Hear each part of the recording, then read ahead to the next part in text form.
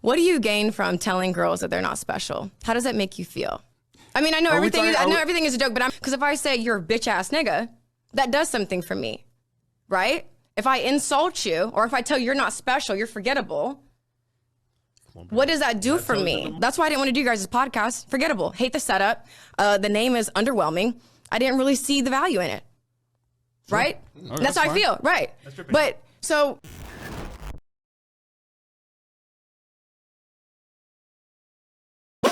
No break, no jam, no sense.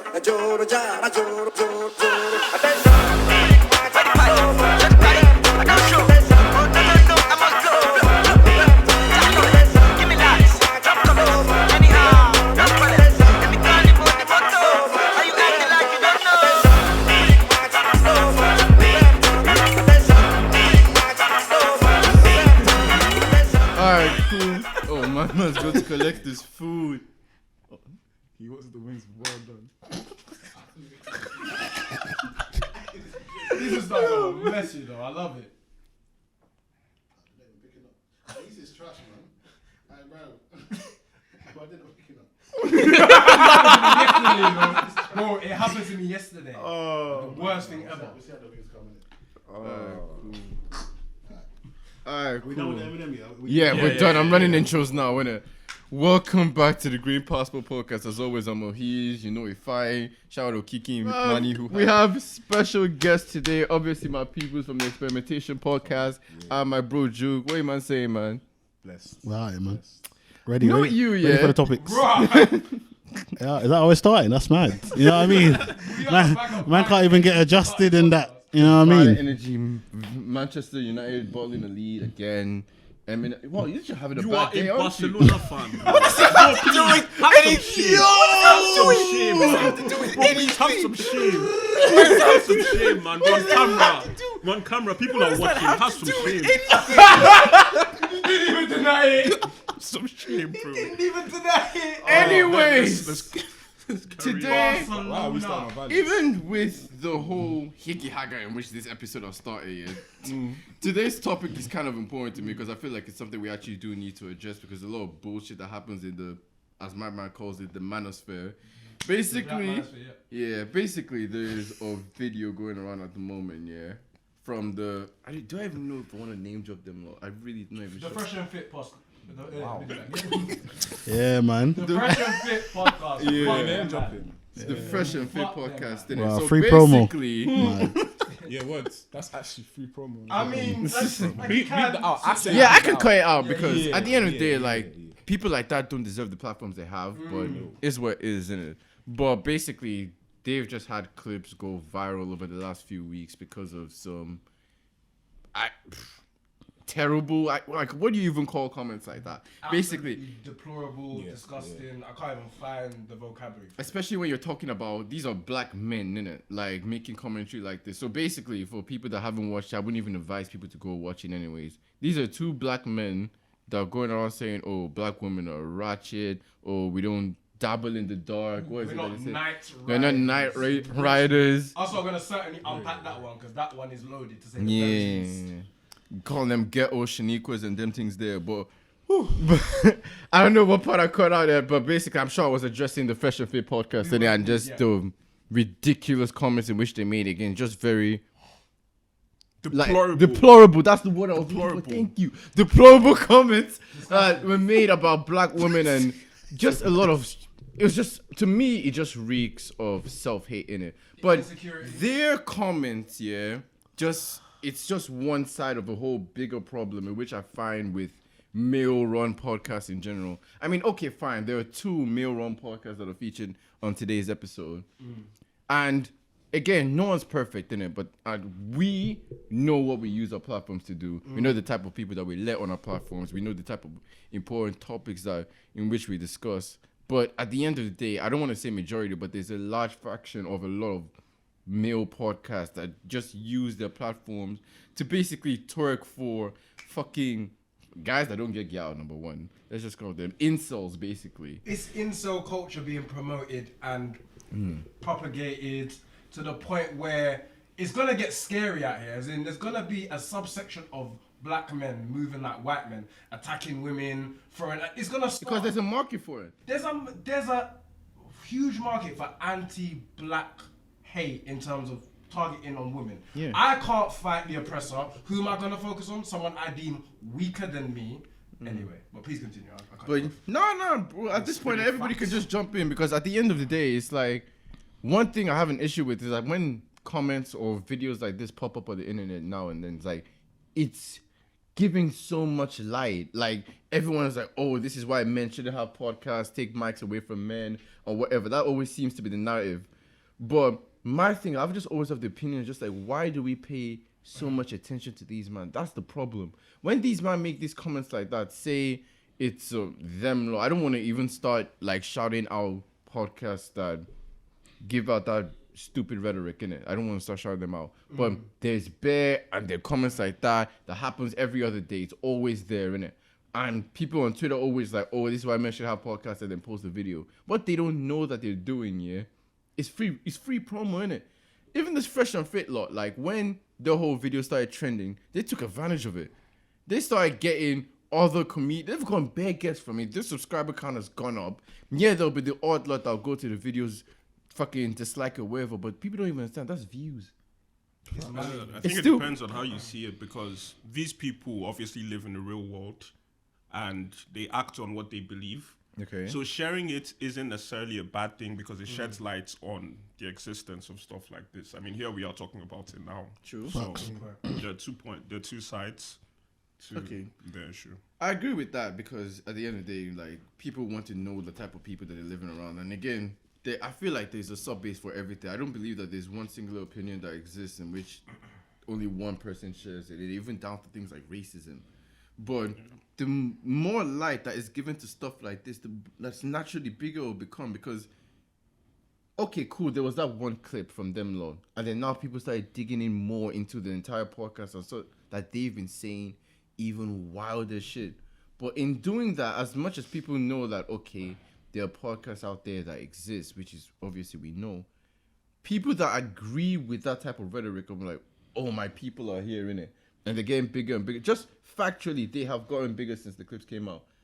But you would think that in this era of cancel culture, like, they'd be done, innit? But no.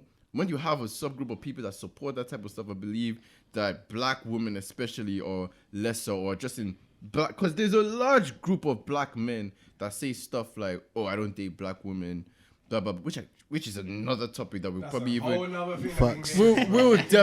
We'll get into that, innit? That's a whole other topic.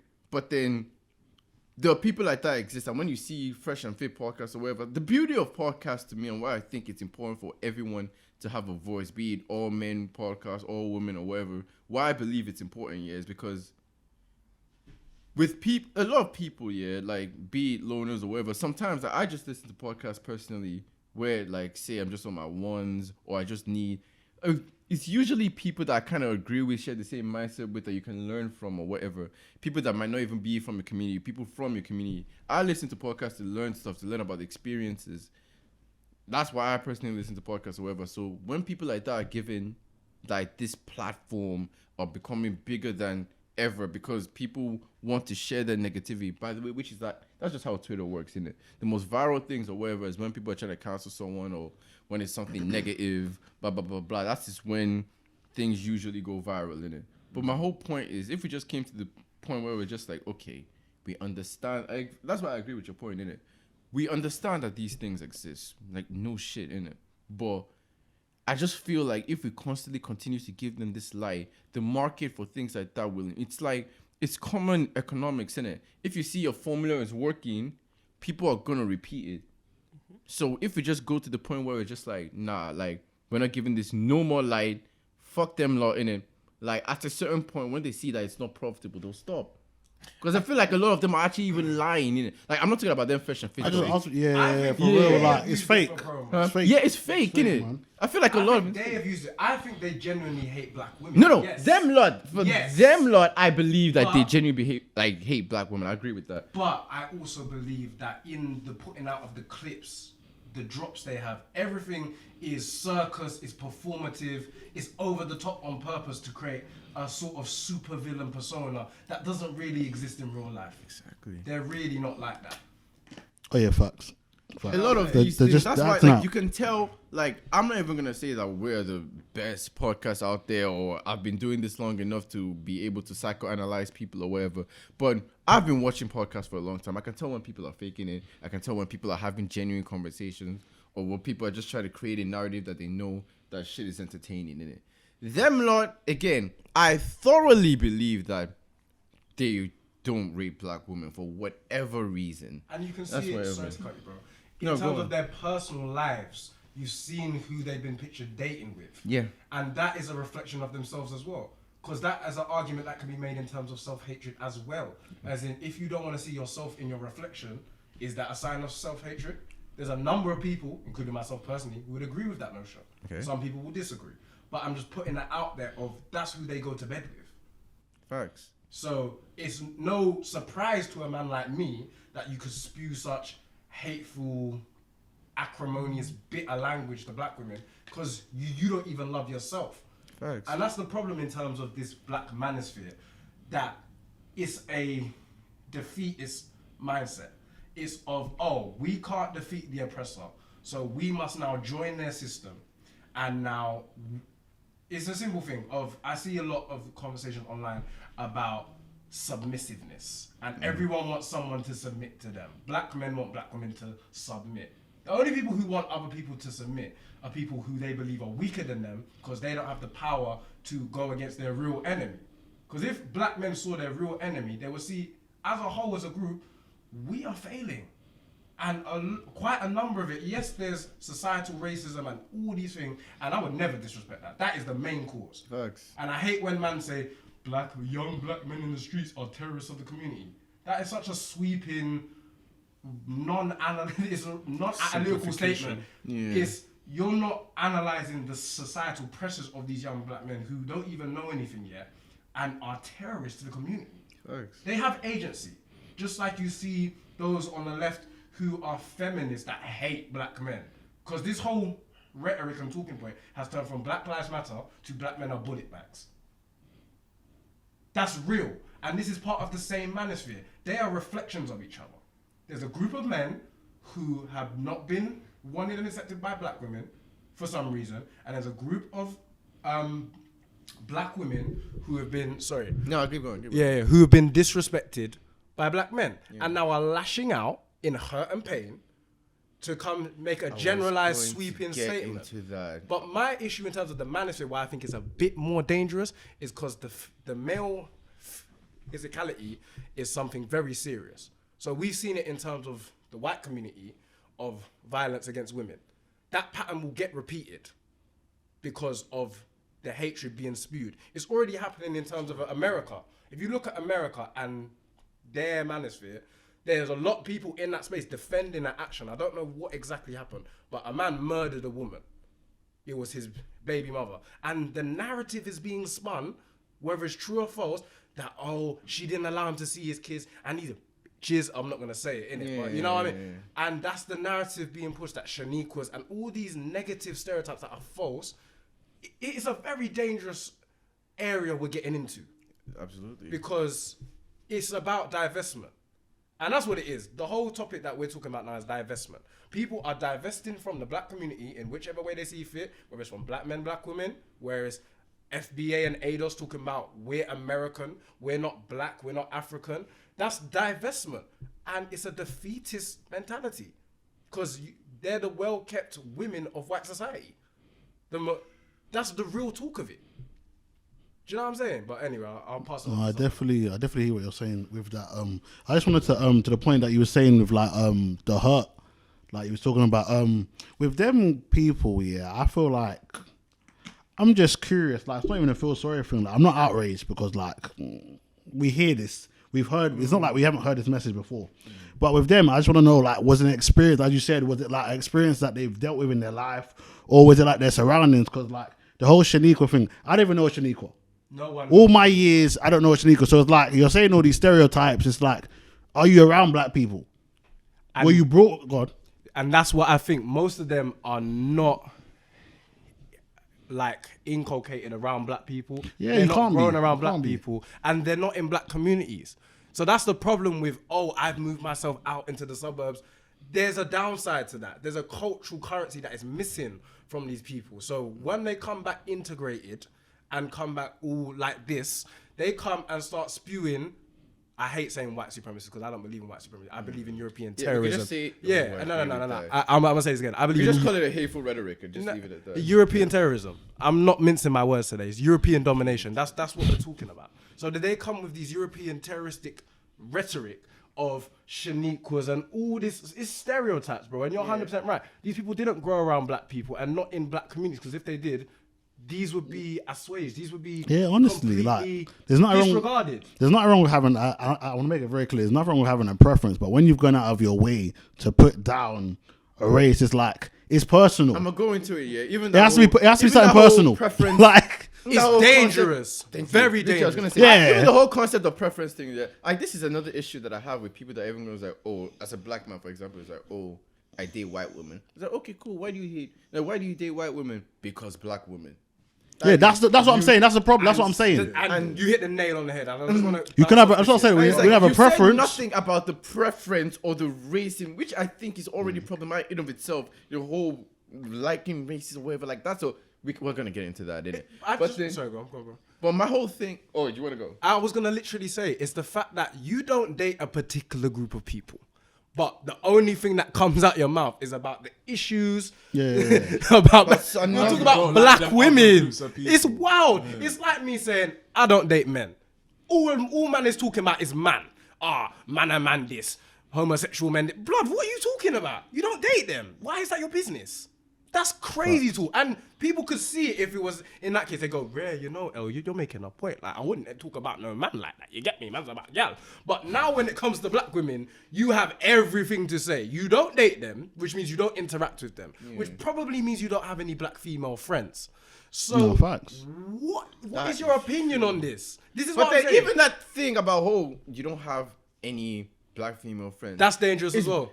I think that's a bullshit rhetoric as well, because if you're a black man, you had a black mom. Facts. And that's just Facts. literally, that's just factual. So again, people may not have the best relationship with their parents or whatever the case may be. But look at Fresh, for example, which is why your point even makes a lot of sense. Fresh is Dominican, grew up in the Dominican Republic. So really, again, it's not an excuse, innit? But It's not then an excuse. he probably didn't grow up around a lot of black people. But at the same time, though, that doesn't get an excuse. I've seen a lot of black people myself, innit, where, like, they didn't grow up a lot. Like, they may have even, fuck that, they may have grown up around black people, and then they go to a community where it's, like, majority white or whatever, and they understand, okay, how can I fit in? Okay, you know what, this is my best role. I'm going to be the butt of every joke. They start giving out, and I've seen this, like, really, like, they start giving out N-word passes, or it's just like, I hate those Negroes, by the way. it's like, So I have to say it. Impossible. It's like, my man. It's impossible. I hate It's them like, Negroes. my man, it's night. Like, my man, it's night out. I can't see you. Ha ha ha ha. Oh, wait, you got me? Yes, boss. Like proper coonery, bruv, that I've witnessed, and it still happens, innit? Like, I'm sure we all have experience of knowing that one black guy that twerks for white people around. I'm gonna be real. All of us have been indoctrinated into a system of racism. So we course all we have. have, Everything's we racist. have all exhibited. I'm not gonna sit here and lie. We've all displayed anti-black behaviors in our behaviors at some point during our life. Of course we have. It's not our fault, is it? Nah, this is Bro, true. bro, It's true. Bro, do not let me get. Bro, we went to a school. No, you don't even need to draw him out personally. No, I'm not. 'cause I I'm know not drawing he's lying. him. I don't even need to personally. address things it. that I'm not drawing him or anything he's done personally. But my thing here is that we went to the same secondary school and we knew how we were. Where it's such a thing where there was, let's just call it what it is, not towards men, Not me, but oh. not towards men or not you, but there was a thing in our schools, and you could probably vouch for it, Darnell. There was light skin privilege. More time, Yes. the girl them that were light skin. Well, Bro, worshipped. Worshipped. I'm telling you, as a They man, were who- like, who- let's be real. I here. benefit from the same privilege he's referring to. I benefit from it. Yes. Let's be So, real here. And even that, you might not realize it because at the end of the day, they're black too. Let's be I'm real. gonna be real. I'm gonna go out on a limb and give you an anecdote. of me as a younger self. I've done something that I'm not proud of, but I can talk about it on this platform because I've grown from it. I've spoken to this, I've apologized to the person. But let me talk about it. So I'm dating this woman, beautiful young girl. So she's dancing, which is cool. We're dating. So it's nothing too serious, but we're dating. We're literally going on dates, whatever. Cool. To cut a long story short, I asked her about her friend. Her friend is light-skinned. And I've asked about her friend in the way of, oh yeah, so what go on with your friend? That is crazy. And it's entrenched in colorisms. It's all subconscious. It wasn't a conscious decision where, but I know the reasoning behind it after I've decobwebbed my mind and gone, you know what, that was foul. Because it's not just foul of the fact that it's her friend, it's the subconscious reasoning. And most of us don't even realize that our subconscious is operating 90% of what we do. Of course. Do you understand? And people, a lot of people don't even realize. I hear what you're saying. On a conscious level, you've never done it. Because on a conscious level, I've never done it. None of us here have gone with the conscious effort to be anti-black. We haven't done it. But on our subconscious, we've done something that we think is normal because our parents have told us to do it, society has told us to do it. But it's inherently was it African you want to say? Anti-Caribbean, whatever adjective you want to use, descriptor, is anti-us. Do you get me? And I could come and talk a bag of things that's going to upset people today, but I'm not going to do that because we're keeping the conversation focused on this. Yeah. So, and I thought I had to say that story because it's like, I'm not sitting here judging these Fresh and Fit man like, oh, look at you. You hate. Nah, it's about your behavior is problematic. Would you say it's like people might find this take problematic, but would you say that as the most, oppressed, as the most oppressed group on the planet being black people, obviously, we're also the most divisive? Yes, but there's a reasoning for that. Again, that comes in context. Let's be real. Obviously, there's a lot of factors that are not our fault. No. I agree with you. So many factors are not our fault, but realistically, I agree with you. Facts. But that's because of the internalized self-hatred. Once you get taught hatred and you internalize it, and some black people live their life in self-hatred, as in everything they do to their core, even if they don't know they're doing it, even if they've convinced themselves and other people have convinced them that that's pro-black, it is anti-black. That's real. And I can't even get into everything I want to get into because this bitch might get locked off tonight. You get me? If we're talking real, but we can't have them conversations up here. But what I will say is that we got to start assessing our behaviors and going, the reason behind that was wrong. That was wrong. And that's what I don't like about their reaction. They're using this for blood clot promo to push their rhetoric. That's why they don't see it as wrong. Because they don't see it as wrong. That's my point. As in, that's why I don't like the black manosphere. Because it's a defeatist mentality of, oh, you know what? Let's just blame black women for everything. Like these bitches and da-da-da-da-da. And it's like, you don't have that same energy with men. A lot of you are pussyos in real life. Let's be real. Facts. Be real.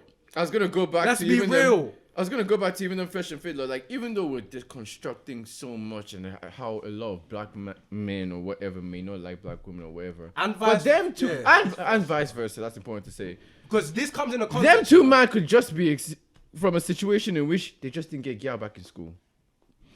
Let's be real. They just. I think that's where it's coming from, you know. It mainly comes from that. I don't know. Quick, my charger is connected like to the back. Could you just bring it over quickly? Like, I think it's that, man. You know, in school, like, or a black girl, it was or like, ignored, and it was ignored. They just got ignored. It's okay, Their bro. man got ignored, and that's fine. It's cool, blood. Certain man got ignored. We can tell you didn't get gal. And I'm not saying that to be cheeky or rude. I'm saying in the sense of we can see it from your mannerisms. The whole way you even talk to women is mad. It's definitely personal, man. It's definitely personal. It's obviously marketing because like they knew what it was gonna do. Like they're not stupid people. But it seems for me personally like it came from a personal place from them. Yeah, for them to be talking like of this. Acrimony, of spite, a lot of things, bro. So that's what I don't personally like about it, is that you're now using it for promotion when the black manosphere, as I said previously, has an abundance of problems. As in, you lot have got this hypergamous manhood of high-value men. And this madness of, I'm now a high-value man because, I've got a job here and I'm working for this man. Look how great I am because I'm working for this man. When there's no institutions being built, there's no nation building going on. Man are just happy to be inside the house, if I'm due to use like an analogy. You lot have the best clothes in the house. Well done. you get me? Like nothing is guarding for you, man. Your best Do you know dress one thing that I house. found? You know one thing? This, like, I was about to say it specifically happens in America, but then I thought about it. I was like, I'm wrong. What happens? I see a lot happen where a lot of black men say they come from the worst of communities, where it's like they grow poor or whatever. Once they have that instant riches, instant success, there's one pattern I've seen. I've seen it with footballers, rappers, whatever the case may be. 95% of the time, you get with the white woman immediately. But there's a reason. But let me like the reason why I feel like that is, again, anyone can date whoever they want. Like, I am very on anyone can date who they want. But I feel like it's almost to the point where the media, be it the movies we watch, series, or whatever, we're almost indoctrinated to feeling like, as a black man, get with the white woman is almost like a trophy. It's a status symbol. It's like that's what I was gonna. It's a beat me to. status It's like symbol. a symbol of status. Like, oh, I've gone to that point where I can date this type of woman. Because what it is that yes, it's the trophy, but it's the status symbol of becoming white, and that's what people are not trying to unpack psychologically in terms of that fame realm. Because obviously it's different in different sides. But in the fame realm and the riches realm, whiteness is wealth. That's the correlation made. So, no, but I'm talking about and you know what I mean, innit? And also of becoming white, because a lot of people are trying to escape their blackness. The same way that there's people using other avenues, you know. And I don't know if I even want to get into this, because I feel like this is going to get divisive. People are going to get upset when I say something. But people are trying to escape something. I agree with that. They're trying to, not even something, now let me be specific. They're trying to escape their blackness. So, like if it's a white girl, if it's a Dominican girl, Chinese, whatever it is, it's like, oh, I can't take this struggle, I'm going to escape it. And that status symbol for them allows them to alleviate their blackness in certain cases. Do you know what I'm saying? Human beings are so funny, yeah. Like, with society, we've gone to the point in which it's cool for everyone to be black except us. And let me explain what I mean by that. I like that. No, it's cool for everyone to be black except us. Say, for example, I remember when Kim Kardashian, she got like braids in it, and then they started calling it Kim Kardashian twist. And I'm like, braids, this is a hair. Started calling it that. Blood, I couldn't tell It was, you. I No, think but it then was a thing. You can't say it wasn't a thing, bro. It was a thing. it was a Yeah, thing. it was Yeah, it was a a thing. It was Loki. a media thing. It wasn't black people who said it. It wasn't culture, but it Yeah, it was. wasn't, it was but me. then basically called it. Bear in mind, these are breeds, though. But who else Hairstyle is- are centuries old. That's obviously just one example. Then we go into women that, I'm just fuck tanning. They're blackfishing. Like, I'm never gonna tell you that they are at this point they're blackfishing, because I've seen some outrages. What's the name of the girl that did the Bad Boys for Life song with Nicki Minaj? I forgot her name, you know. Oh my god. Or Jessie something. From Little Mix, innit? From Lil Mix, Jessie. yeah. Her name's Jessie. Oh, Jessie yeah, Nixon or yeah, Dixon or one of yeah, them. All I gotta say is that there was a section of fans who didn't do the right thing in that situation. I'm not gonna talk about them because bag of them are mentally ill, and I don't need to have a conversation with people who are not right in their head on the internet. So I'm not doing it. Do you get what I'm saying? Fair, I agree with that. Because the conversation was, she went to Jessie and said, "Oh, she's just jealous of you," and said a bag of things like, "What? The fake is jealous of the original." Mad thing, innit? Is what? That one there was a vibe. It's like me having flipping real Nikes on, and there's this guy who has likes on our bikes, and then I'm like, all right, your likes are hard, you know, your bikes are cold, and I'm jealous of a man's crepes. I have the original Nikes. What am I talking about? It's crazy, but please continue. My whole point, just to the whole thing where I mean, like, black, because even now, for example, in the job market, like, but look at Boris Johnson. Look at how that man presents himself, his hair, innit? But if I go to, God forbid, I go to a job interview with dreads. But it's their, know, it's their nation, though. This is what we have to like come to terms with. That in their nation, we are not gonna ever be good enough. I disagree with him in another episode we did in which he said something like this. Said me. This episode, Why I'm gonna say, Me? of course it was. Why you, always of course me? it was. it Nah, was the but, only episode, didn't it? But When I'm you were saying- just like, oh, it's their country. No. You misunderstood me in that episode. I Okay, remember. go go on, bro. Explain it. Wait, explain yourself so I can remember properly. You want me to But explain your point? No, explain what I said because I remember you misunderstood me. No, you rephrased yourself. That's not what happened. You rephrased yourself. Well, basically, what happened? Oh, I don't remember in general This guy's so bad. I am not trying to paraphrase you in it because I hate when people paraphrase in it. But then it was just in the context of like, we should be free to do what we want. No, I remember. Okay, go. We were talking about names. Okay. And how difficult it is for them to pronounce our African names. And I was kind of making the points that it's understandable if they find it difficult to pronounce our names. The problem is when they don't think they have to try to learn how to do so. But then I told you. I get that. No, but That makes sense. That makes but sense. what I also told you on the day was that they should have to learn our names. Like the same way that I can pronounce Blasakowski, Lewandowski, then Polish names there because you listen to Ball or Web. And there's some white names that are difficult to pronounce, for example. It's like, why don't they make the same effort? Like, why is it a thing where a lot of African men, for example? Oh, yeah, I just wanted to say something. Yeah. Why is it why a lot of African men, for example, like, they could have, their full, Okay, finish. like, they have their full African name, but they'll try and either reform their name to a point where a white person can pronounce it, or blah, blah, blah, blah, blah. And then I was just like, oh, they should have to learn our name. And then you obviously came and like, oh, boy, it's their own country, though. Like, we should have to learn we should have to learn their thing, but they don't necessarily have to learn our thing. And that's where I disagree with you. But I get what, bro. But I get what he's saying. I get what you're saying. But it's like to a point. Like obviously, like we've all come here, innit? Yeah.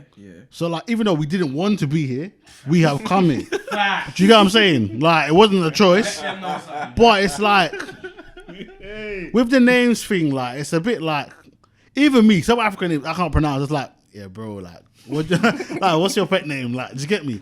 But I do.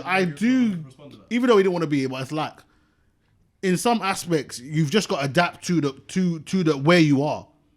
We're not at home, so we can't expect them to adapt to us. Even though we didn't want to be here, it is tapped, it's messed, but it's like you're in their land. So if this is the way they do things, you've got to do it. But then I even just that like- whole I just wanna concept say of two it's things. their land, I wanna say two agree things. with you in an extent. It is their land. But then why are we still to the point where we're just trying to adapt or play down to a land where we essentially build? No, it's not. Fine, it's not. it's theirs, isn't it? Wait. But Let me collect Okay, go. my thoughts. Yeah.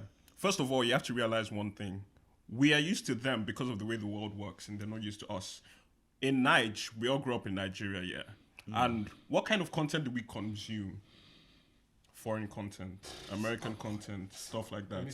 That's why it's easier for us to understand their culture and their language. That's a good point. and That's a things good point. like that. That's a good point. Now, I'm not saying that. Obviously, I've been in situations where I tell someone my name and they're like, "Oh, I'm just going to call you this." That's not right. That's not what I'm talking about. What I'm talking about is being understanding enough to give them time.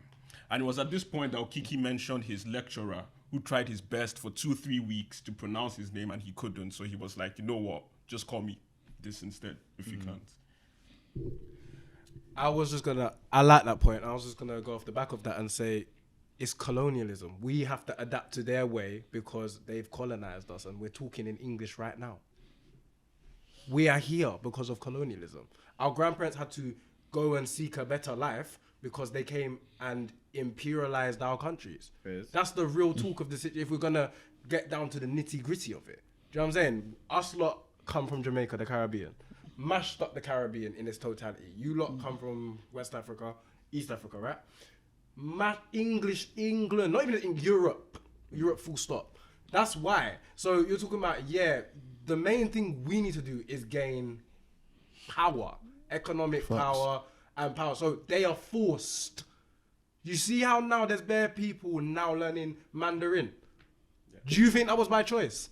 Yeah, It's not by choice. It's because that's the currency of the future. facts. That's true. As in, people predicted this in the mid-90s and the early 90s, that China was going to have the biggest net economy, larger than Western Europe, in 2020. What is happening right now? It's not the case right now. Even in Jamaica, like China They've has their Jamaica. hands in Jamaica. They've recolonized the man them. Just not Jamaica, Yes, it's bro. everywhere. They're building Beijing- hotels. Like they're building parts. They've taken over. There's a book. There's a Chinatown in every major city on planet Earth. There's a book called The Second Continent, where a man details how millions of Chinese people migrated to Africa and are building on it. Yeah. It's a great... I would just like to add something to that. I saw a stat that said there isn't a single African country that the Chinese haven't invested in. And we're talking about infrastructure, hundreds of millions. Yep. They're building our parliament. That's mad. And allegedly bugging them. Allegedly. That, people, is called neo-colonialism. If you don't know what that is the updated form of the original form is slavery. Let's go in a timeline here. Slavery turned to colonization. It's a presentable version of slavery. Not even a presentable. It is the thing that we are going to use to control you and your lives until you physically, economically have the power to stop us. That's what that is. So we're engaging in this now, talking in English, and we're having troubles in terms of our names because we don't have the power to do so. We have to be the ones to carve out our own destiny and make it so they have to learn our names. Man are having to learn Chinese. It's not a choice. True. You think 30 years ago, if there was a button that Western Europe could press to say, let's stop China's growth, like they wouldn't do it. You're rubbing up on them, man, they're just smart. They're just smart with it. They're just playing 5-6 steps ahead of us. We are still 5, 6, 7, 10, 15, 25 steps behind because we're focusing on the wrong stuff and not understanding how power is built. Yeah. Political power is not the foundation of power. It's the thing you get after you get economic power. People who lobby have money. Facts. People who lobby get stuff done. That's how politics is run. It's not about votes. Nothing to do with votes. And big up to all the people who are interested in politics. I am. But you'll never catch me going, ooh, Labour. Which I find dangerous. Well, sorry to segue, yeah. And I've kind of taken us off track. I'll come back.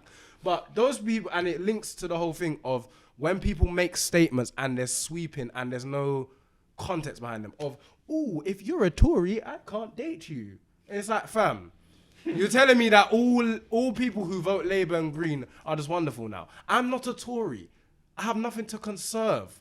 I'm not a conserve, especially as a black man. Especially as a black man. What do you have to conserve? You beat me to it, bro. What does the black man have to conserve, to retain, to hold on to? So I'm taking it as you don't vote in it. No, it's not about not voting. It's about understanding the political arena. But you don't vote in it. Me personally, no. But I'm saying people mistake that though for, you don't know what's going on. You don't care. No. No. I feel you. I'm not even saying. I'm not even trying to shame you for. No, you are not. But I'm saying this is the common misconception of you don't care about politics. How can you not have a party? I'm not being shoehorned into a party that has none of my interests at heart. I'm not seeing no black party. Exactly. None. You get me? And it's... Go on, what are you going to say? Well... No, that's going to say. So, this is coming from the perspective of a Nigerian, where we don't have any choice. The two ruling parties are the same thing. But bro, that's everywhere. That's what I was gonna. Jamaica. It's smart. About the JLP and the PNP. That's what I was gonna say. Sorry, go on, bro. In England and in the US, and in Nigeria, there is a lesser evil. I understand what you're saying. I don't know about that. Wait, listen. I don't know about that. Wait. Let him land. Yeah. So, what was I even going to say? You said there's a lesser evil. Yeah, there's a lesser evil. Now, I understand what you're saying in that people think blue, Labour, good, the Tories, bad. It's not that simple. Nothing is ever that simple, yes. But there is a difference between you not voting and you voting for a lesser evil. And I'm not saying, I'm not saying that you should be content with the lesser evil, but you have to play the game to win the game, if you ask me. Sorry, I was gonna say. Darnell's in the I was gonna ask him because the whole basis of Joe Biden being voted in was the lesser evil, right? And the last time I checked, those Haitians, those poor our brothers and sisters, that you say that the crime bill in 1994 B, which I should have put A. The fact that you man voted for the man who wrote every single crime bill between 1974 and 1994. Joe Biden's number one mentor is a well-known super racist, bro. Okay.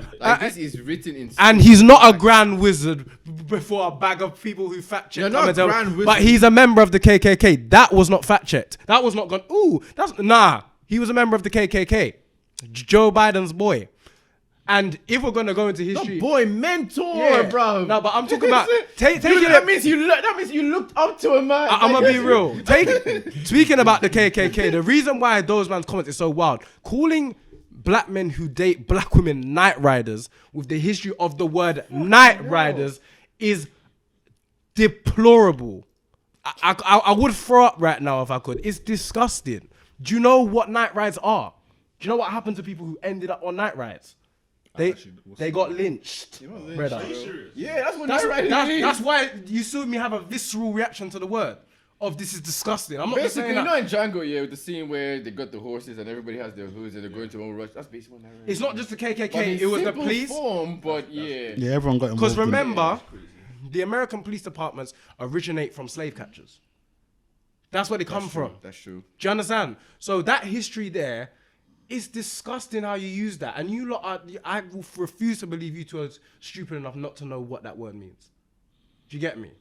No, they probably don't know what it is. But But even with them, they don't are know what it is. they're stupid. They're smart in the sense of they know how to market, but they are stupid.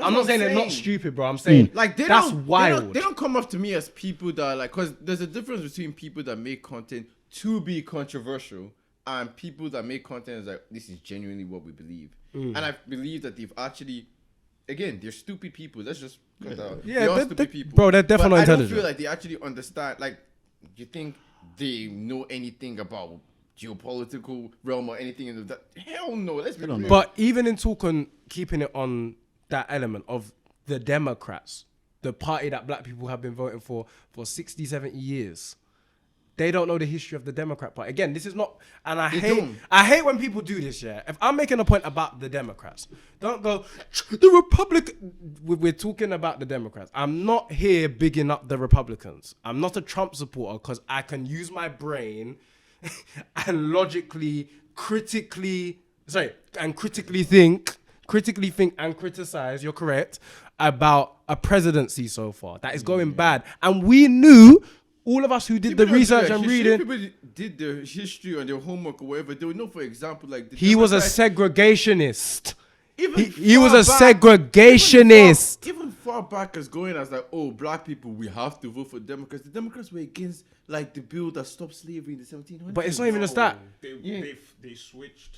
No, that's what I'm saying. But it doesn't even matter. Two wings, same bird.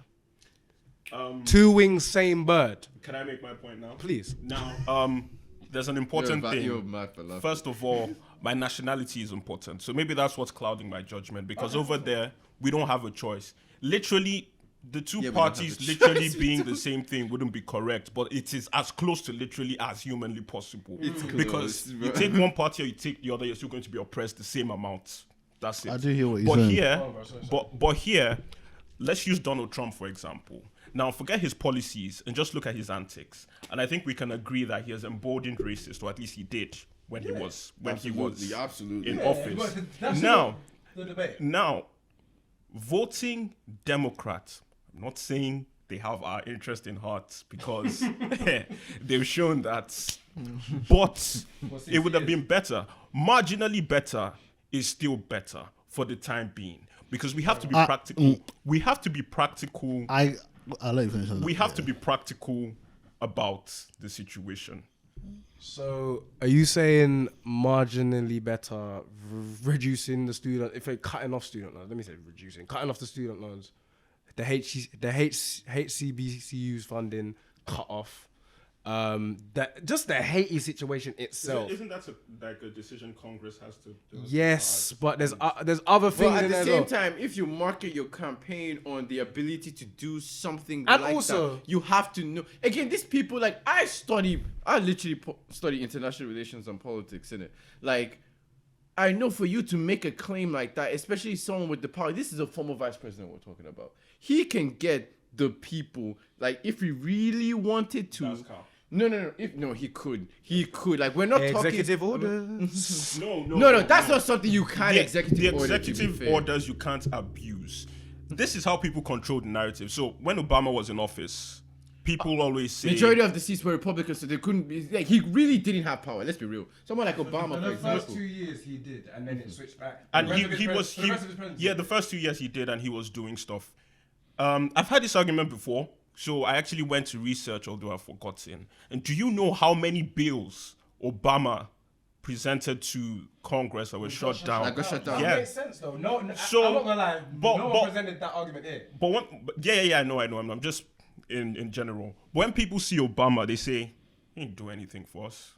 He didn't try, and they use that as a reason to go the other way in the next election. Bro, I hear. But But the thing is that you've done the I same hear- thing we said.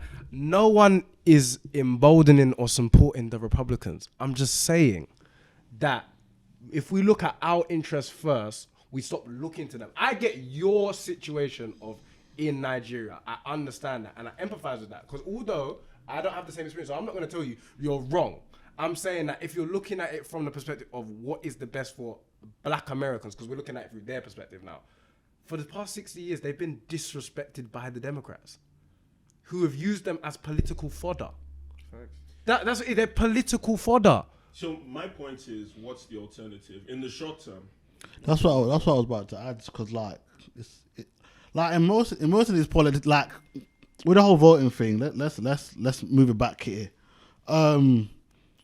Like the reason I didn't vote, like I voted like what? When was the last one? I voted. General election was 2018 or the 19? Yeah. I voted, and it's like obviously like for Labour, and obviously like Labour's not great, as you said. But like, what's the solution? Because like for us, like it's like in politics, we're looking for like the perfect. There's never gonna be a perfect. As you said, you have to play the game. They're using us because they know it will help their votes. But you just, as you said, with the lesser evil, and I even get what you're saying.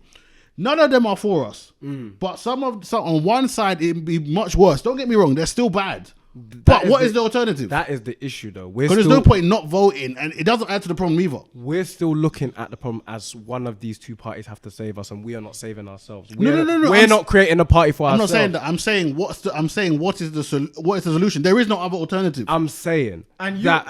I know what you're about to say is that there is no say Black Party or whatever. No, not that. I'm not going to Or say that. I'm something saying of that. Like, But I'm saying organization is key. Okay. See, Black people are great at mobilizing and not great at organizing. When you're organized, you can collectively use the power of non-voting. For instance, it's not just one or two people not voting, you know. But I'm then talking why about not? Like that would only work in a listen. situation in which we're the majority, or even It's not about the majority, because 60% of the vote. I don't know. So this is off the top of my head. So please forgive me if I butcher these numbers. But a large percentage of swinging each way is determined by Black people. You saw it in the last election of who got the Black vote got into the office, didn't they?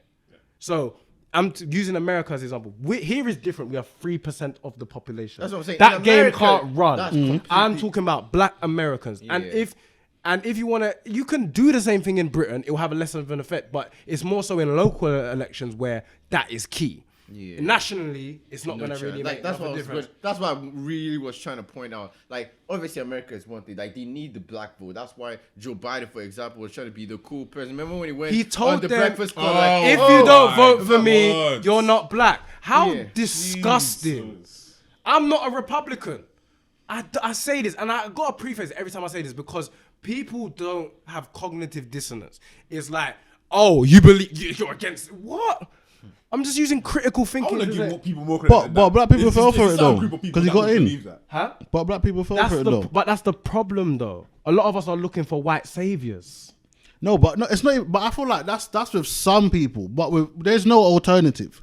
The Bro, alternative- if you grown up in something where there's only two of something, like I hear what you're saying. Like like they're both bad. But what do you do? It's not, no, but you're missing the point of what I'm saying in terms of cultivating your own power. It's not that Black people are powerless. They don't know how to cultivate their own power. This is what I'm saying. So when you get this is why the Black Panthers were very dangerous, because they taught Black people, the top tier of them anyway, the Hueys, the Stokeleys, were politically educated and knew what to do in organizing Black people into Look a dangerous how much voter. Fred Hampton And what happened? achieved At 21 years And what happened old. with them? they got murdered. But that's the Right. point. Bro, you're not understanding the point that I'm saying. I hear everything you're saying. That is cool. But all you're literally saying is they're both bad. You're not providing any solutions. What is the solution? I'm saying the solution is to continue organizing, but this time in secret.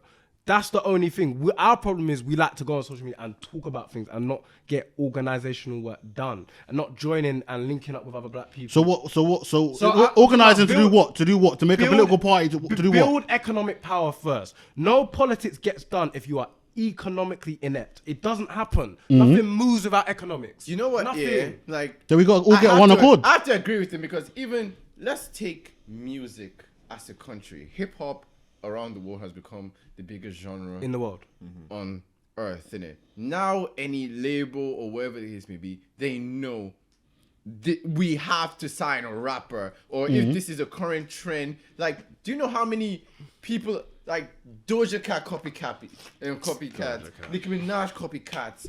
Like, I don't want to address what, you know, I'm gonna bleep it out. I'm gonna bleep it out, but someone like, for example, we know her entire formula is Nicki Minaj. Wait, why are you gonna beep out? Just say it, man. What are you shook for? Nah, bro. I'm just. Fuck, what's she gonna do to you? Business relationships, in it. Like, Okay. Yeah. Let's be okay. real. I thought you were scared.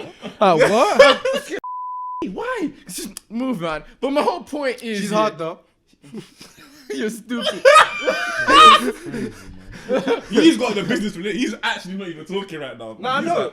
I mean, I could. I'm not gonna lie. I'm not saying nothing. I'm not gonna lie. I'm saying nothing, bro.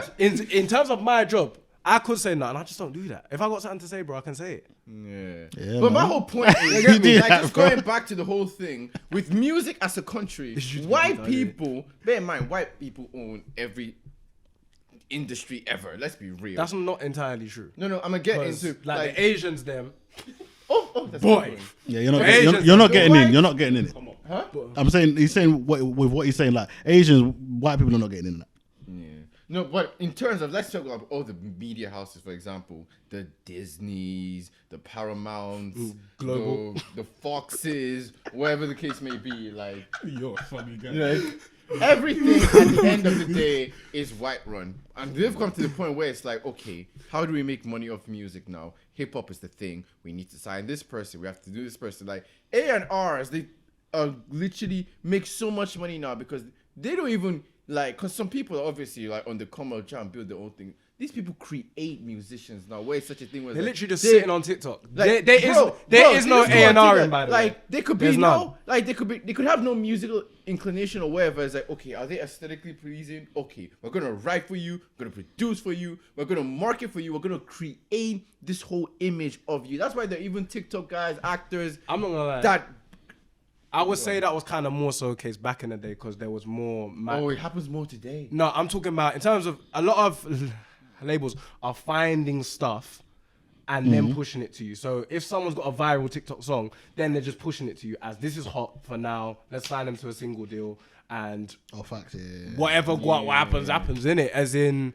But then there's some people that are not even musicians being signed now because they're aesthetically pleasing, and it's like, okay, cool, we're just throwing a little auto-tune, but that it's just all going back to the same point. Black people in that realm are profitable now. Look at it's not a coincidence that Justin Bieber is hopping on Essence or Ed Sheeran is hopping. That Peru remix is dog shit, by the way. I just wanted to say that out of my chest. No, but it's playing the game, bro. It's playing the game. That's all it's doing. It's playing the game. It's playing the game. To his point. At least in terms of you man are right. At least in terms of essence, that sounded all right.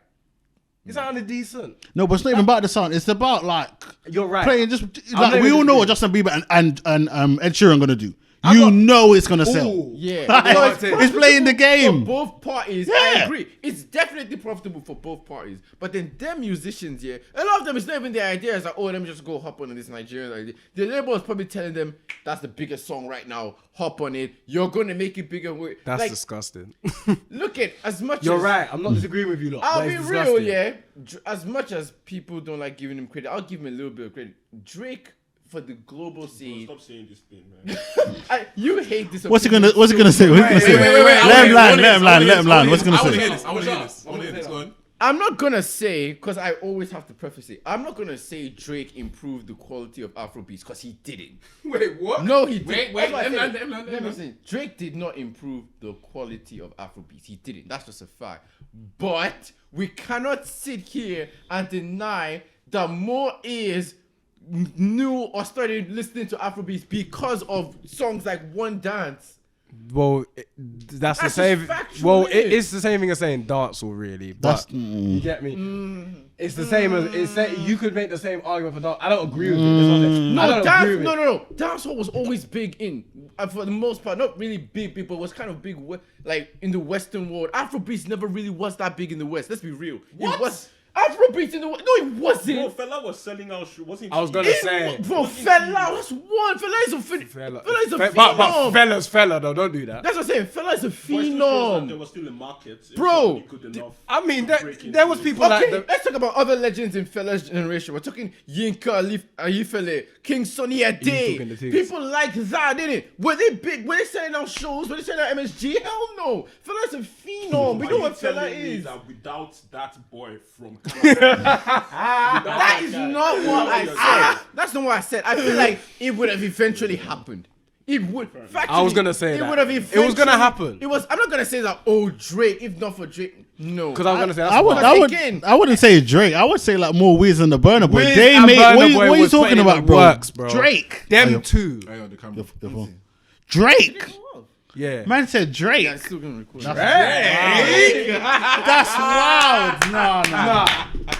I get the reason. I just disagree because then for that one you can just say, oh, in terms of Popcorn, you collaborate with Popcorn, made Popcorn. One more name, you know, I don't like this. There's another name. Yeah, thank you. what you saying? Thank you. Oh. You mentioned Nigerian artists. There's another Man, like David, you gonna say David? Oh, okay. Yeah. Of course, David has been 10 years. He's never gone down. He just told us he's never gone down. And I guess what? I've heard it and I said, yeah. I'm not He's gonna been lie. Bro. consistently screaming on tracks for 10 years. Nah, he's hard. We love it. I'm not gonna lie. love it. I do listen to him.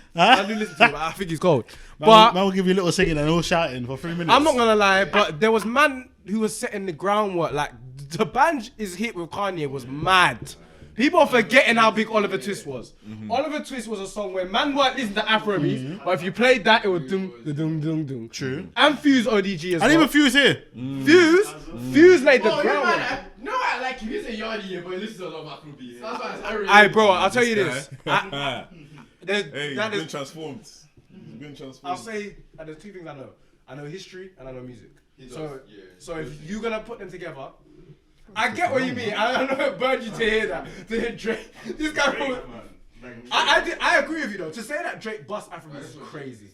Okay. Oh, okay. Cool. I'm actually really interested to hear what you want to say because you've just been you've been listening in this whole episode. That's what I wanted to do because there was a lot of context in there that was good. Wow. Oh, the balance. Jesus. No, seriously. shit story. That was fine. Don't worry, man. Nah, there's a lot of context in there that you lot are going over that, like, me, there's a lot of stuff that I need to read on and actually understanding it. So I was like, let me sit back and like just listen and stuff. Okay, your point. There was stuff that you said at the beginning that I thought was really important to bring up. Okay. Us as black male podcasters in this space, you know, what we bring to our community, trying to educate, trying to uplift, trying to bring conversations that needs to be brought to the table. That's important. Something I think you said as well, like, or similar to that. It got me thinking about us and our responsibility alongside having to, you know, educate and, you know, give back to the community as well. Okay. You know, what those men do and, you know, the fuckery that they promote. It does have, it's another thing you said as well. It's a shame that a lot of what they're putting out is getting promoted. Yeah. Obviously, it's good to get it out there to know what it is, so people can understand, and it's like, okay, these people exist. We need to know what to do with them, how to move forward. But it's also a thing of, because I was going on Twitter and seeing a lot of the comments, it's like, black men. I get scared when I see black men on podcasts and with the microphones and that.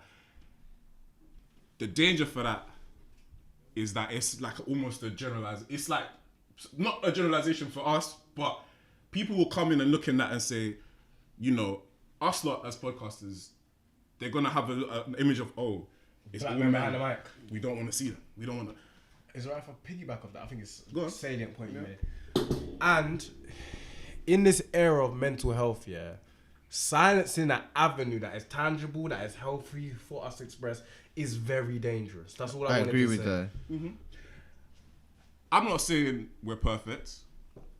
I think it was very, very beautiful that you came up and you know, gave an anecdote of a story that you wanted to tell of, you know, a thing that happened with you and a black woman. That was something that, you know, you wanted to put across as well, because it's responsibility. Yeah. At the end of the day, you know, we're not perfect. We've all had incidents where we've shown anti-blackness. We needed to just address that and make sure that people understood that. And I think it's a thing where, well, I kind of wanted to ask, like, moving forward, like, how do you guys, like, what's your attitude towards, like, how you're moving forward with your content? How with our content as well, like, how do you want to not only address content like this that we're discussing now, but future content that we want to get into ourselves to help continue to, like, uplift and educate with our community? At the end of the day, it's just about holding ourselves accountable, isn't it? Because the same way in which, obviously, you gave your anecdote in it, citing where you were wrong and how you were wrong, and then just obviously owning it. And the fact it's important that you know that you've apologized to the person, because it's one thing apologizing to the camera, and also, like, that doesn't do anything for us, innit? It's important you go tell that person, and you did. So big up you, winner. The importance of this platform, and why I even thought it was something which we had to talk about, is because as much as, we're just gonna get fit into a narrative, because the only reason said narrative exists is because there are people doing it. So if we can point out and address it and share, because at the end of the day, we're giving it more light. From watching this, maybe even if it's a one person, they're gonna go and look for that clip themselves. And they're gonna go look for that clip themselves, and they're gonna find it or whatever. So we're essentially doing one part of the issue, which is dead, fine. But at the end of the day, if we can call it out with our platform, like, look at Joe Budden. Next to Joe Rogan, probably has the second biggest male-run podcast in the world right now. He called it out as well. And which is mad, because a lot of people have questioned a lot of stuff that's happened on his podcast. And he still felt the need to call out the madnesses on that. And I respect Joe being honest and saying, I might not be the messenger, because in the past... Literally, he said that. That was so important for him to say. And I feel the same way. I may not be the messenger, you know. Yeah. But certain things need to be talked about, because we can't be here just being silent with this stuff. You can use Juke. Oh, shit. Do you know what I mean? And it's the fact of, Joe in the past has dated those Spanish chicks. And obviously he's dated black women as well. But he felt of, like, you know what, I need to do this because I'm a grown man. I've done stuff wrong. Let me hold myself accountable. Yeah. You know And I'm a big platform. Again, I feel like big and little. That's why I feel like it's important, again, that we had to adjust it. Big or little, like, again, we're not a massive podcast, innit? But at the end of the day, we are one. We do fall into the spectrum of male podcasts at the end of the day. Black male podcasts at the end of the day. Yeah. Therefore, if we don't use this platform to highlight, like, other people in our realm doing madnesses, then we're just as culpable, because we're not calling it out and we're just letting it slide the way it is. You like your son to say, sorry. No, it was just like a little thing. Not Where as is it? culpable, but No, okay, I feel No, it's- definitely not as culpable. We're still responsible. Okay. Yeah. And that's what I was going to say. I wanted to use this as a time to declare us, if you're cool with that as well, as part of the black manosphere as well, to restore balance. Because I don't think I'm going to sit by and blame someone and not engage in it. Yeah. I'm happy to enter that space. And I'm happy to stand on the square with the reading and research that is done and talk to these people. Absolutely. Because they're still our brothers. You know what I'm saying? A lot of these men, even though there's a lot of hurt inside them, and sisters as well on, like, the other side, we're still family, and we have to interconnect and relate to each other as family and have these discussions. And there's going to be moments which are heated and you're not going to like. Do you get what I'm saying? So I want to declare us in that manosphere space as well to restore some balance to it. So it's not just one-sided element. And so I don't have to make statements of I don't like the black manosphere no more.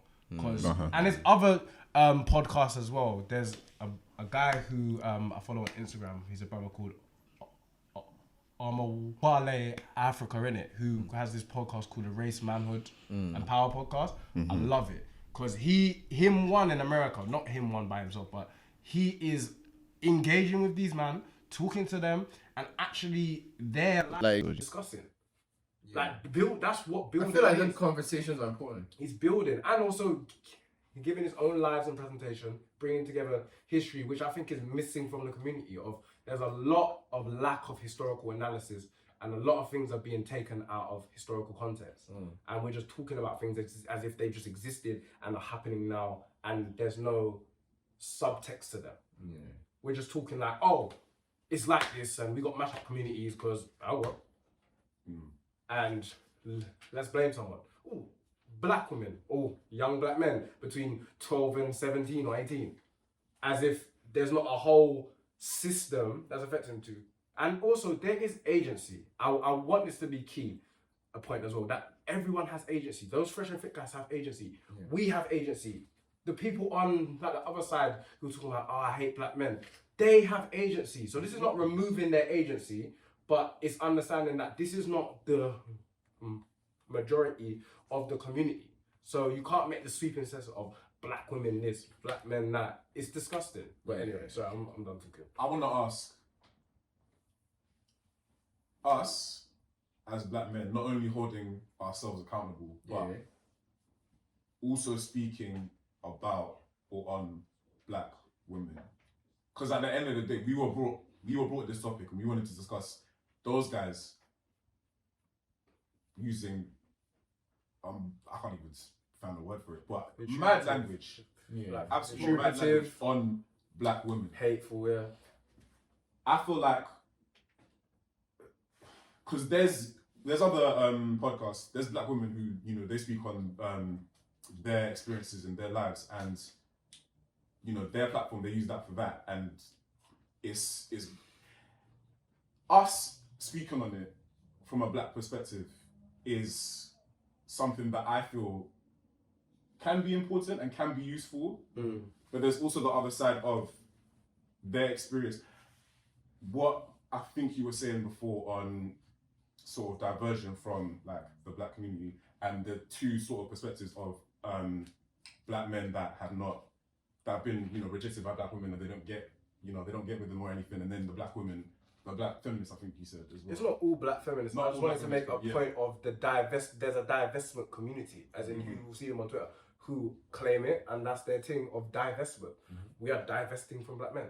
So I made the comment in a sense of this is not to minimalize anyone's hurt and pain, but it's to understand why it is occurring and the reaction to it. It's a reaction. Yeah. On both sides, it's a reaction. And you can see it in terms of the black manosphere that they are relating to that community because they're saying, this is taught in schools, talking about feminist theory, black feminist theory, and queer theory, and other things. Yeah. That, how come we're not taught in school? That's what they're searching for. So it's a reaction to her and looking for comfort. So this community is a comfort to them because they're feeling the same way. They're expressing what they feel like they're unable to express, if that makes sense. Yeah. Right. I brought that up because while I do feel it's important for us to, speak on or share those experiences, and it's why we, look to bring on black female guests on our show, and I've seen you done that as well. You've done that a lot. Yeah. The other side of it is that divide comes from, like you said, like real experience. It's a real place. It's not a fake place, and I just want to make that clear. It's not a fake place that comes from. There's real stuff, and this is not to take away from anyone's pain. Yeah. People have experienced, on both sides, have experienced pain. Absolutely. So please continue, bro. I've heard opinions and people speak on, their pain and their thoughts on other people. Not necessarily just black men speaking, but like just anyone in general speaking on their experience. And I don't know if I would say there's a valid point to say that there should be some conversations that we're either excluded from or we should be a bit more cautious about. 100%. I agree with that though. But that's in the same space of our spaces as well. This is why I love this space. This is a black male space. There's sisters who are invited to come here. Absolutely. On your podcast and ours as well. And that's what I think we need more of. A lot of us are talking at each other and not talking to each other. Yeah. That's a big thing that's going on. A lot of us are behind mics and saying stuff about each other, and we're not having that. Like, if there's a black woman sitting here, like next to us, you know what I'm saying? We can have a conversation and hear that experience and just listen and shut up. Where do you think that sort of threshold would like stop at? Like conversations that we feel we can invite them to speak about, and then other conversations where it's like, that's your bag, you do that. Thing is, yeah, with us, for example, there's certain topics or whatever that we would never address without a black woman present. 100%. Like, if we're talking, because we've had episodes talking about the dating scene, or we're talking about Georgia Smith's verse and paying black girls and how problematic people found it or whatever. These are conversations that, as black men, men in general, having is redundant. Like, I won't say we shouldn't be having them. It needs a black woman. But it at least one. that's what I'm saying. At least one, maybe even two. Yeah, that's what I'm saying. At least like, one. Yeah. Like, there are just certain episodes or whatever that I would never speak on or even just want to do in general if there isn't a black woman present in it. Like, if we're talking about the male experience or something, then obviously, yeah, whatever. Like, the point of this show, yeah, is just, I'm sure obviously podcasts in general, I just love conversation, and this is where I just kind of have to round up in it, because my bio has been the same since August 2020 when we started the show, which is obviously it's tongue-in-cheek, but it's obviously playing off the rhetoric about black men in podcasts, which is basically I can't afford therapy, so I started a podcast with my friends. Which is a thing where it's like, okay, like obviously it's a joke in it, but it's tongue-in-cheek, it's playing off. But obviously the best jokes are true in it, because the same way where it's like, okay, cool, a lot of black men that do podcasts, they do it because they can't afford therapy. Like obviously that joke has been out there or whatever. It is important for black men to talk to each other. We don't talk enough. Like we don't to each talk. other. We don't talk enough to each other. One episode that for a fact we've not had, and we are gonna have it one day, I'm telling you right now, is about, I'm telling you right now, mental health in men. It's not the cool thing to talk about. It's not the cool thing to talk about, yeah. But we've never had it, not enough men. Some male podcasts have had it, but then it's not the cool thing for men to come out with their emotions on what. It'd have to be like a one-off episode, but everyone has to come in and it's like, guys, be serious, and they have to sit down and prepare themselves for it. Whereas any other kind of conversation is just like, we're just gonna talk about it because we know it, we're comfortable with it, and we get it. It's gotta be streamline focused, because it's gonna be a lot of times guys are trying to divert intentionally and unintentionally because they're afraid to talk about it. Yeah, absolutely. Like they'll joke about it or and then move it off course on purpose or accidental, because again, some people I just have this naturally just want to just play off things like that, innit? So when I say, can't afford therapy, so when I start a podcast with my friends, in one way it's a joke.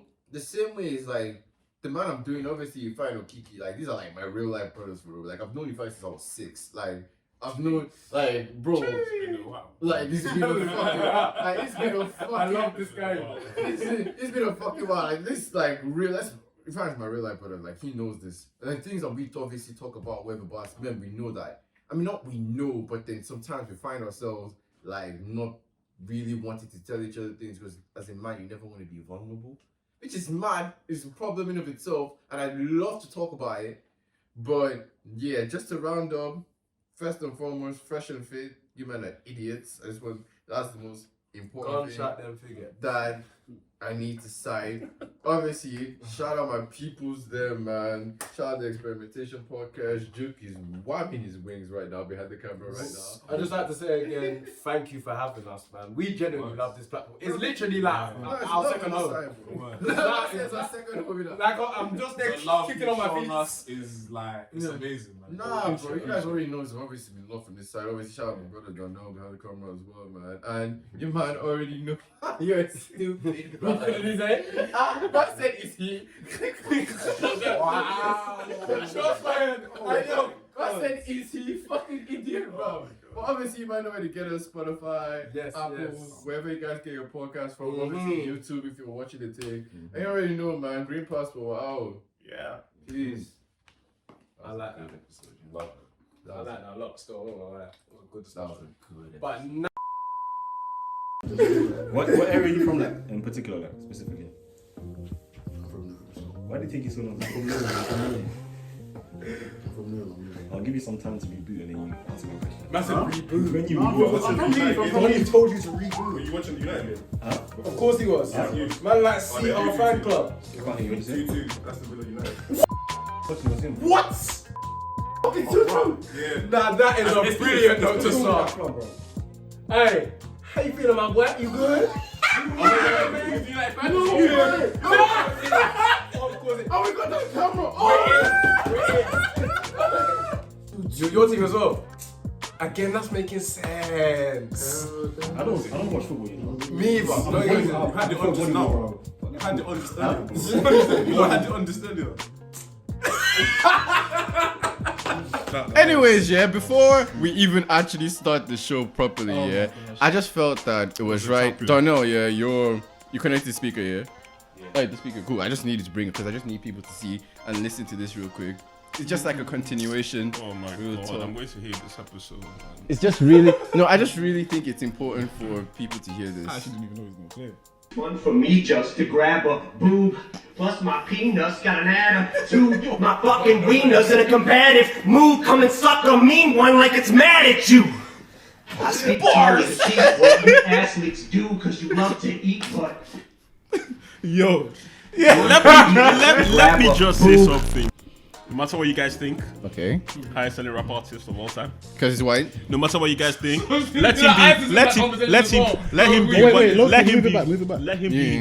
him be white, black, indigo, purple. The fact is the fact. Eminem fan, it makes sense. Bro, please, man.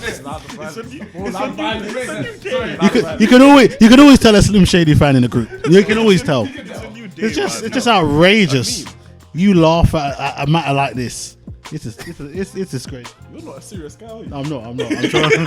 I am trolling. Can we do this again? Sorry. I know. I can't as well. It's mad. He started it. You're the bad guy. He started laughing. Yeah, you did. All right, I'll be serious. I do it again. You guys made me look horrible, man. I said the camera's off. You guys! Hey, You man, yeah. nah, you're funny, bro. You're too funny, man.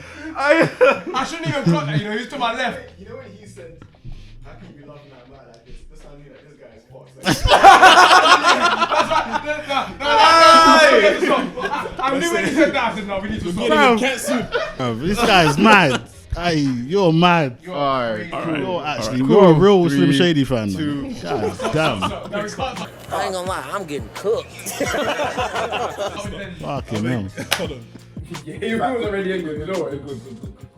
Wait, you see this? He did this the first time and then got onto me about it. Is he mad? Yo. Brother. Where's my... Oh. Wait, JK. So I'm tired. Yo, do you rap properly? I like that you were looking for something to get us off still. Richard, that one there, still is probably died on mass, dude.